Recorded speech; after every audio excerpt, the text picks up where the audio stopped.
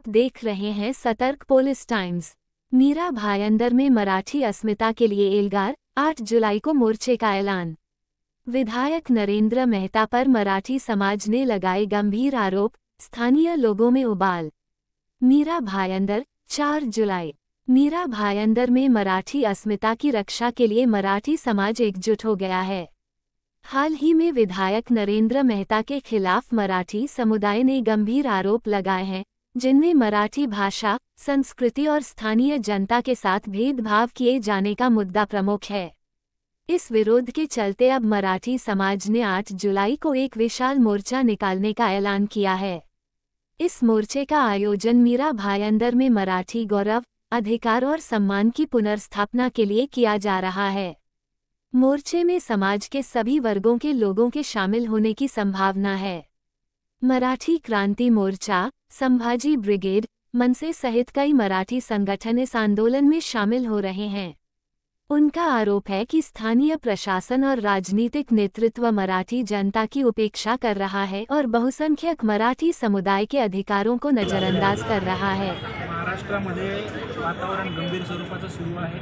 अनेक राज्यकर्ते लोक त्यांच्या फायद्यासाठी या शहरामध्ये खास करून वातावरण बिघडत असून जातीमध्ये, प्रांतामध्ये वाद वाढवण्याचं काम करत आहेत। आपल्या शहराचं आणि खास करून महाराष्ट्राचं या देशामध्ये पोलिसांचं नाव चांगलं आहे आणि कायदा सुव्यवस्थेच्या बाबतीमध्ये आपण उत्तमरित्या काम करतो, अशी एक आपली ओळख आहे आणि तसे आपले मीरा भाईंदर पोलीस आयुक्ताला पारितोषिक देखील मिळाले आहे। असं असताना आपल्या शहरामध्ये आंदोलन करण्याची परवानगी आपण कोणालाही देत नसताना या ठिकाणी जे बाहेरून रोजगारासाठी, उदरनिर्वाहासाठी आलेले लोक आज मुजोरी करून बरं याच्यामध्ये पोलिसांनी आपलं कर्तव्य पार पाडलं होतं। पोलिसांनी तत्काळ गुन्हे नोंद करून आणि हा गुन्हा इतकाही मोठा नव्हता, आमचे पोलिसांचे संबंध असतात, दरवेळेस आम्ही पोलीस ठाण्यामध्ये जातो, एखाद्या 2 कानफडात मारल्या त्याच्यावरती NC नोंद होते, इतकं साधं प्रकरण ते होतं। या प्रकरणाला एक विशिष्ट समाजाचं नाव देऊन मराठी विरुद्ध गुजराती मारवाडी असा प्रकार करून या शहराचं वातावरण बिघडवणारे माननीय हे जे शांतिप्रिय आमदार आहेत, त्यांनी सोशल माध्यमावरती जे लिहिलं आहे की गुजराती आणि मारवाडी या समाजाला मारलं आहे, त्यामुळे हा जो कालचा आंदोलन मोर्चा निघाला आहे। दुसरी गोष्ट, त्या आंदोलनामध्ये अनेक लोकांनी मराठी भाषेच्या विरोधात अनेक घोषणाबाजी केली। या ठिकाणी सांगितलं की आम्ही मराठी बोलणार नाही, काय करायचं ते करा, असे अनेक त्या ठिकाणी मुद्दे आहेत। त्याचं निवेदन आम्ही आपल्याला सुपूर्द करण्यास आलेलो आहोत, ते आपण स्वीकारावं आणि यापुढे अशी जर मुजोरी या राज्यामध्ये कोणी करून ताकद दाखवून मराठी माणसाला डिवचण्याचा प्रयत्न करत असेल, दबाव टाकण्याचा प्रयत्न करत असेल, माझ्या मुंबई किंवा महाराष्ट्र पोलिसांना वेठीस धरण्याचा प्रयत्न करत असेल, तर आमची अशी अपेक्षा आहे की तुम्ही तात्काळ या लोकांच्या दबावाला बळी न पडता यांच्यावर सरसकट कायद्यानुसार कारवाई केली पाहिजे। कारण या महाराष्ट्रामध्ये राज्यकर्ते येत राहतात, जात राहतात, पण पोलीस प्रशासन, जिल्हाधिकारी, सचिव हे तेच असतात जे आमच्या बाजूनी उभा राहू शकतात आणि हे महाराष्ट्र वाचवू शकतात। तर महाराष्ट्राची ही जी अस्मिता आहे किंवा हे महाराष्ट्र वाचवण्याची जबाबदारी तुम्हा प्रशासनाची आणि आम्हा सर्वसामान्य मराठी माणसाची आहे।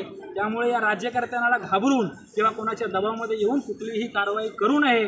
त्या मुलांनी फक्त 2 कानफडात मारल्यात, जी कारवाई त्याच्यावरती होते तो गुन्हा त्याच्यावरती नोंदवावा, इतर कुठलेही गुन्हे त्याच्यावर नोंदवू नये आणि कालच्या मोर्चामध्ये जे काही प्रकार घडले ते आम्ही निवेदनात नमूद केलेत, त्यानुसार कारवाई व्हावी अशी आमची तुम्हाला नम्र विनंती आहे। साहेब, आमचं असं म्हणणं होतं की ज्या पद्धतीने आमदार असतील, मंत्री असतील, त्याच्या अगोदर आमच्या कार्यकर्त्यांवर किंवा पदाधिकाऱ्यांवर NCR गुन्हा दाखल झाला होता, मग त्यांच्या दबावापोटी कुठे त्यांनी प्रेशर केल्यामुळे मुंबई पोलिसांना, आपल्या मीरा भाईंदर पोलिसांनी त्यांच्यावर पुन्हा गुन्हे दाखल करून त्यांना दुसऱ्या दिवशी बोलवून त्यांना 4 वाजेपर्यंत बसवून नंतर नोटीस देऊन सोडण्यात आलं। म्हणजे असा जर तुम्हाला उद्या आज रात्री पुन्हा दबाव आला तर त्या कार्यकर्त्यांना तुम्ही अटक करणार का? एक कानफाडी मारले। माझ्या मते आज मी भाईंदर पश्चिमला होतो, 3 दिवसापूर्वी एक घटना घडली, त्यामध्ये मारामारी झालेली आणि त्या मारामारीमध्ये एक महिला, लहान 9 महिन्याचं बाळ हातातून पडलेलं, तरी देखील तिकडच्या PIने त्यांना सांगितलं मारामारी झाली म्हणून NCR घेतला। मग ह्यांनी कुठली हे केलेली? तुम्ही आमच्या महाराष्ट्रात येऊन मराठी भाषेचा विरोध करणार, अपमान करणार, मग त्या ठिकाणी 80 वर्षाचा वयस्कर माणूस असताना त्यांनीही कानाखाली मारली असती आणि ती आम्ही खपून घेणार नाही। आणि राहिला संपाचा विषय, तर त्यांनी रोज दुकानं बंद करावी, आमचा त्यांना पूर्ण पाठिंबा आहे। अन्यथा त्यांनी त्यांचा बोजा बिस्तारा गुंडाळावा, त्यांनी त्यांच्या राज्यात जाऊन काय दादागिरी करायची करावी, पण इथे मराठी माणसांवर अन्याय आम्ही सहन नाही करणार। आज ज्या पद्धतीने त्यांनी जे प्रकार केलेले आहेत आणि आज ते प्रकार चालू आहेत याच्यासाठी कुठेतरी आम्ही विरोध दर्शवण्यासाठी मराठी एकीकरणच्या समितीमार्फत आम्ही आलेलो आहे। यानंतर आम्ही आमचे दुसरे निवेदन देऊ की 8 तारखेला मोर्चा आहे, तोही मोर्चाला उत्तर मोर्चानेच देऊ, कारण की या राज्यात जर मराठी माणसाला किंमत मिळत नसेल आणि परप्रांतीय आणि इतर भाषिक असतील त्यांना जर डोक्यावर बसवलं जात असेल आमदारां मंत्र्यांकडून तर त्यांचा आम्ही निषेध करतो, हेच सांगण्यासाठी तुम्हाला आलेलो आहे। सरकार सांगते की हा मराठी भाषेला ह्या महाराष्ट्रात राज्यात लागलेला आहे, अभिजात दर्जा झालेला आहे आणि याच महाराष्ट्रामध्ये मीरा भाईंदर शहरामध्ये कोळी लोकांचं शहर बसलं जातं, तिथेच मराठी भाषा ठेचायची कामं सुरू आहेत। काय सांगणार आपण? शासन चालवण्याकरता मुखवटा धारण करावा लागतो। आज हा बीजेपीचा मुखवटा फाटलेला आहे, सगळ्यांना दिसून आलेला आहे की भारतीय जनता पार्टीचा छुपा अजेंडा काय आहे ते या आमदारांनी हे स्पष्ट केलेलं आहे की भारतीय जनता पार्टी हे पूर्णपणे मराठी महाराष्ट्राच्या विरोधात काम करत आहे, मराठी महाराष्ट्राची गळचेपी करत आहे। कुठेतरी मुंबई, मीरा भाईंदर, ठाणे, रायगड, पालघर हे महाराष्ट्रापासून तोडण्याकरता ही मतपेटीची आकारणी होत आहे, हे कुठेतरी थांबवलं पाहिजे। मराठी माणूस आता जागृत झालेला आहे आणि मराठी माणूस फक्त निवेदन करण्याकरता जर हातावर संख्येने गोळा होऊ शकतो तर पुढच्या पर्वाच्या मोर्चामध्ये हाच मराठी माणूस तुम्हाला लाखोच्या संख्येने दिसेल। भाजपा प्रणित हा जो काही दहशतवाद चाललेला आहे, भाषिक दहशतवाद, हा कुठेतरी संपवला पाहिजे। म्हणजे जेव्हापासून आता ही घटना घडलेली आहे भाजपाच्या अनेक कार्यकर्त्यांचा पदाधिकाऱ्यांचा मला फोन येतोय, त्यांना ही गोष्ट आवडलेली नाहीये।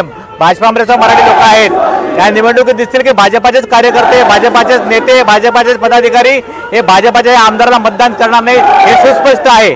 तर आमदारांनी वेळी त्याचं दखल घ्यावी आणि वेळी स्वतःला सुधारावं। हे सरकार असं कोणतं हिंदुत्व सांगते की तिथे मराठीची गळचेपी झाली आणि हिंदी दाबली जाते, काय बोलतो? हा त्यांचा छुपा अजेंडा आहेच ना। कसं करून शेवटी एक भाषा एक देश असं यांना एक प्रकरण करायचंच आहे। त्याच्याकरता आताच शालेय शिक्षण समितीच्या नावाने यांनी जे 2 GR आणले होते त्यावेळेला मराठी हा माणूस एकत्र आला होता, शाळेमध्ये हिंदी अनिवार्य केली, त्याच्या विरुद्ध जेव्हा आम्ही सगळ्यांनी एकत्रितपणे आवाज उचलला तेव्हा हे दोन्ही GR त्यांनी रातोरात त्यांनी परत घेतलेले आहेत।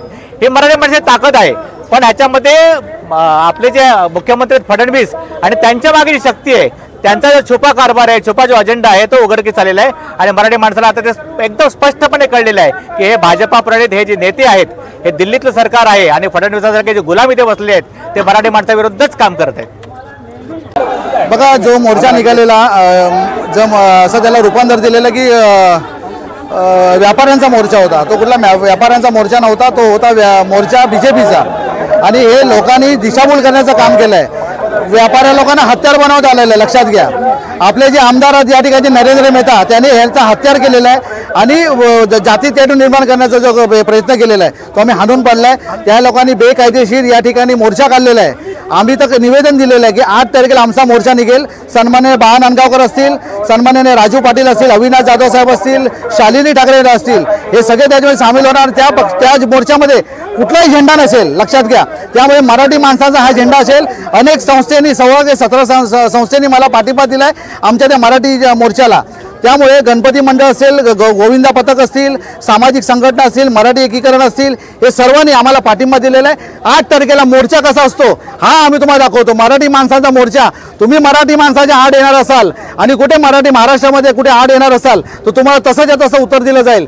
एक लक्षात ठेवा, नरेंद्र मेहता साहेबांना मी एक विनंती करतोय, ज्या मोदी साहेबांनी, ज्या देवेंद्र फडणवीस साहेबांनी, ज्या एकनाथ शिंदे साहेबांनी, ज्या अजित पवार साहेबांनी मराठी भाषेला अभिजात दर्जा दिला, त्या त्या जातीचा तुम्ही अपमान करताय, लक्षात ठेवा। तुम्ही तुमच्याच नेत्याचा अपमान करताय, लक्षात ठेवा। त्यामुळे मराठी माणसांच्या आड आलात तर तुम्हाला तसंच्या तसं उत्तर दिलं जाईल, हे पण तुमच्या माध्यमातून सांगतोय।